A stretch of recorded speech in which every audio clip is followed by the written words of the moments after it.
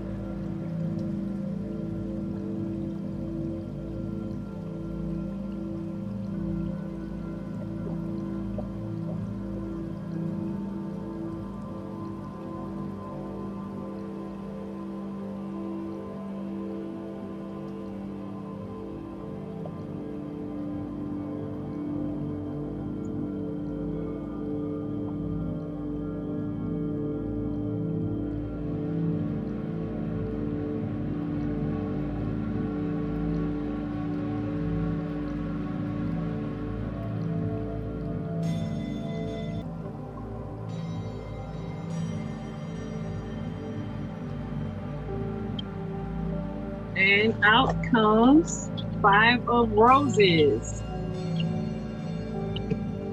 So there's 5 of Roses represents things like regrets and guilt and holding on to like the emotional woes and worries of the past.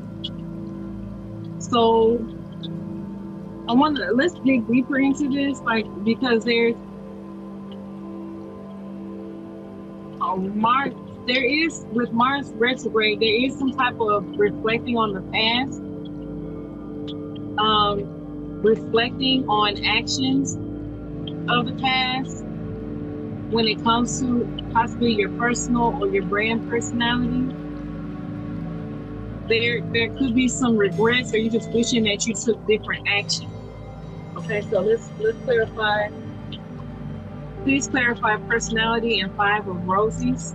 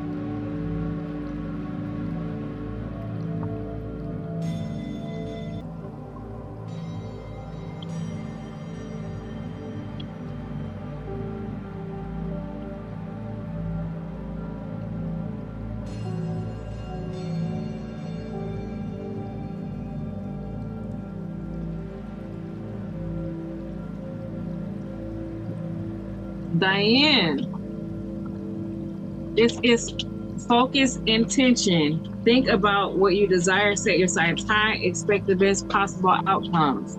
I think that you wish that your personality, like when you first started your brand, because this is just a part of having your own business, part of having your own brand, being an entrepreneur. It's your business and your brand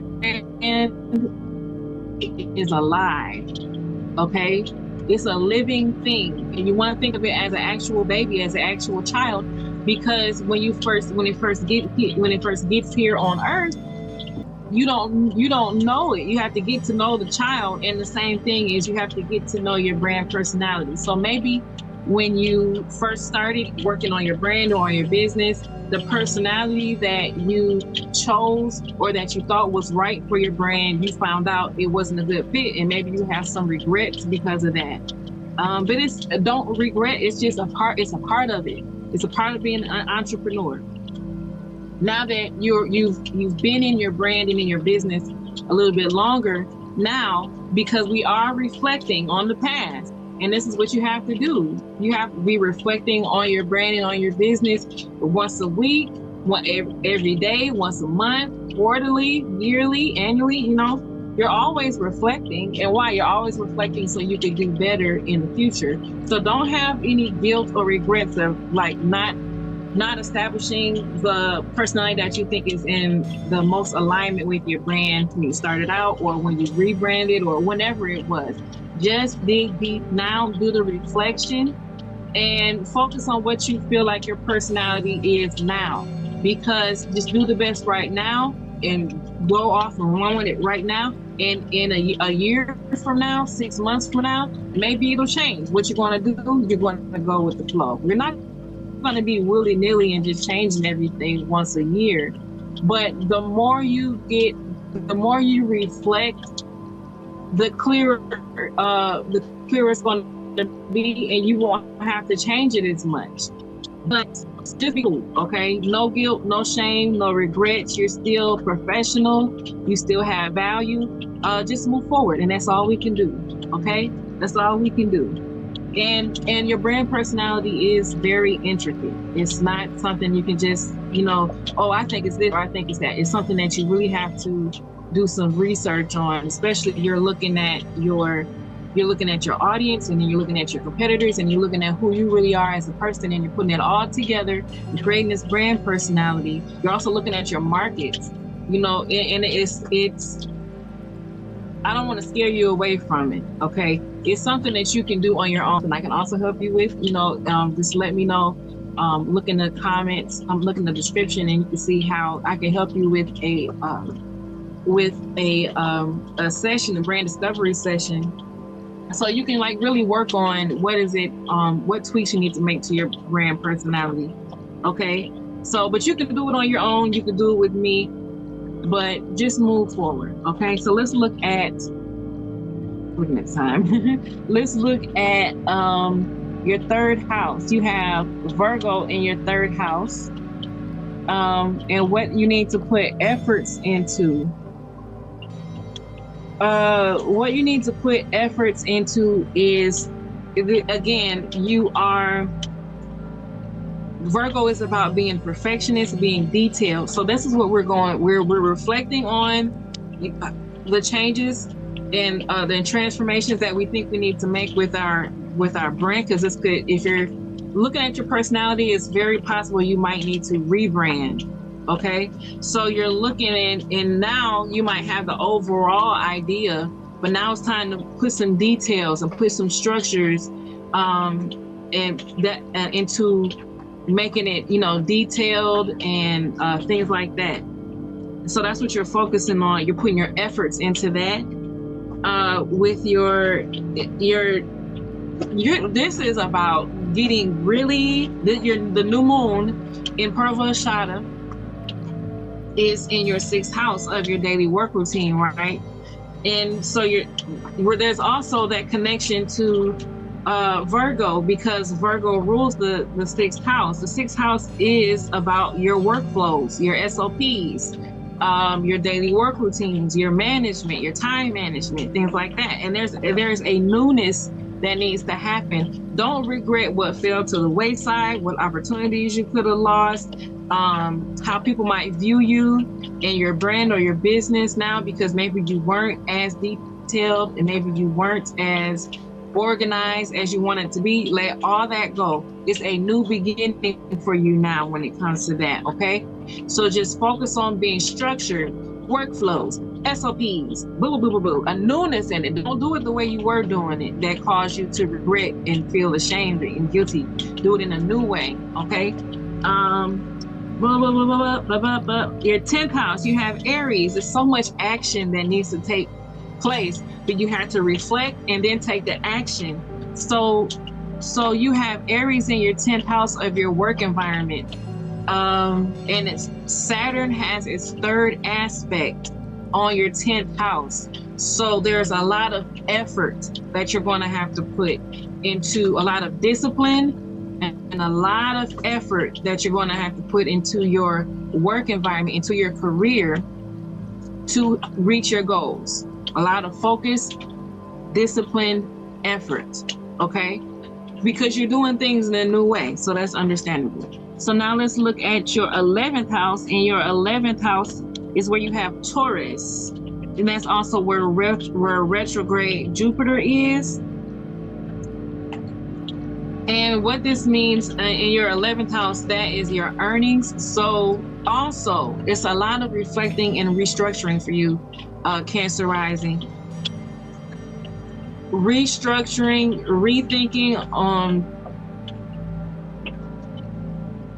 strategizing when it comes to your earnings. So we're talking about sales strategies, your pricing. We're talking about the way you do money. With the 11th house, we're also talking about you're going to have to rebrand. You're going to focus on your brand personality, but you're going to have to also rebrand. You're rebranding or creating a new brand.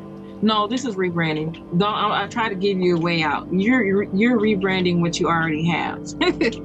Okay, you're going to have to create a lot of new structures and a lot of new ways of doing things, but it's all good. Okay, so that's what I have for you, Cancer rising. Now let's move on to Leo rising.